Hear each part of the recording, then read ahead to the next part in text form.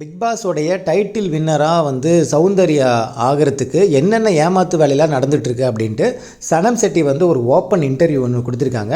அதில் சொல்லியிருக்காங்க, சௌந்தர்யாவுடைய இன்ஸ்டாகிராம் பேஜில் பார்த்தீங்கன்னா கிட்டத்தட்ட 5 மில்லியன் ஃபாலோவர்ஸ் இருக்காங்க. அந்த 5 மில்லியன் ஃபாலோவர்ஸ் இருக்கக்கூடிய அந்த இன்ஸ்டாகிராம் பேஜில் அந்த ப்ரொஃபைலில் பார்த்தீங்கன்னா சௌந்தர்யாவுடைய ஓட்டு போகிறதுக்கான அந்த நம்பர் இருக்குது பார்த்தீங்களா, அது ஃபோன் நம்பர் மாதிரி அங்கே கொடுத்துருக்காங்க. ஸோ எல்லோரும் சௌந்தர்யாவுடைய ஃபோன் நம்பர் அப்படின்னு நினச்சிட்டு மிஸ்டு கால் கொடுக்குறாங்க. அந்த மிஸ்டு கால் கொடுத்தாலே அது ஆட்டோமேட்டிக்காக அது ஓட்டாக கன்வெர்ட் ஆகிடும்.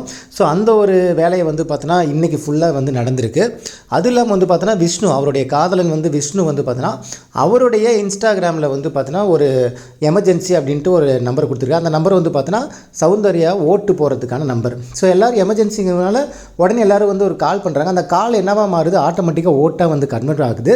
ஸோ இந்த மாதிரியான வேலைகள் நடந்துகிட்டு இருக்கு. இப்படி ஒரு வின்னிங் வாங்கணுமா, இப்படி ஒரு மக்களை ஏமாற்றி மக்களுடைய ஒரு விஷயத்தை வேறு மாதிரி திருப்பி விட்டு அது மூலமாக அது ஓட்டாக கன்வெர்ட் பண்ணி ஒருத்தர் இந்த வின் பண்ண பார்க்குறாங்க. இது உண்மையிலுமே பார்த்தோன்னா பிக் பாஸ் வரலாற்றிலே நடக்காத ஒரு விஷயம். ஏன்னா இந்த அளவுக்கு ஓப்பனாக பார்த்தோன்னா வின் பண்ணுறதுக்கு எந்த எக்ஸ்ட்ரீம் லெவலுக்கு வேணால் போகலாம் அப்படிங்கிறதுக்கு ஒரு பெஸ்ட் எக்ஸாம்பிள் பார்த்தோன்னா இந்த சௌந்தர்யாவோட ஒரு இதுதான். ஓகேங்களா, ஏன்னா ஒரு டிசர்வான ஒரு கண்டஸ்டன்ட் பார்த்தோன்னா அந்த ஃபைனலிஸ்ட்டாக வராமல் அதுவும் டாப் 2ல் பார்த்தோன்னா சௌந்தர்யா இருக்க போகிறாங்க. அதில் வின்னர் ஆகிறதுக்கு என்னென்னலாம் ஏமாத்து வேலை பண்ண முடியுமோ எல்லாமே பண்ணுறாங்க.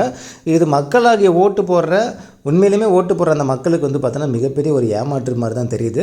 இதில் சௌந்தர்யா டாப் 2ல் வரதில் ஏற்றுக்க ஃபைனலிஸ்ட் ஏற்றுக்கவே முடியல. இல்லை டாப் 2ல் இப்போ அடுத்து வின்னரோட ரேஞ்சுக்கு பார்த்தோன்னா பிஆர் வேலை இன்றைக்கி அவ்வளோ தூரம் பண்ணிகிட்ருக்காங்க. இதில் உழைப்புக்கு அப்படிங்கிறது பார்த்தோன்னா எந்த இடத்துலையுமே ஒரு கிரெடிட்டே இல்லாத மாதிரி தெரியுது. உங்களுடைய கருத்துக்கள் என்னங்கிறது கமெண்ட் செக்ஷனில் சொல்லுங்கள். ஏன்னா இது பாலிமர் நியூஸ்லேயே பார்த்தோன்னா அந்த சனம் செட்டியை இன்டர்வியூ கொடுத்த விஷயத்தை பாலிமர் சேனலே பார்த்தோன்னா போட்டுட்டாங்க. இருந்தாலும் இவங்களுக்கு அந்த வின்னிங் மூமெண்ட்டுங்கிறது தேவைங்கிறதுக்காக எந்த எல்லைக்கு வேணால் போவாங்கிறது இது மூலமாக தெரிஞ்சு போச்சு.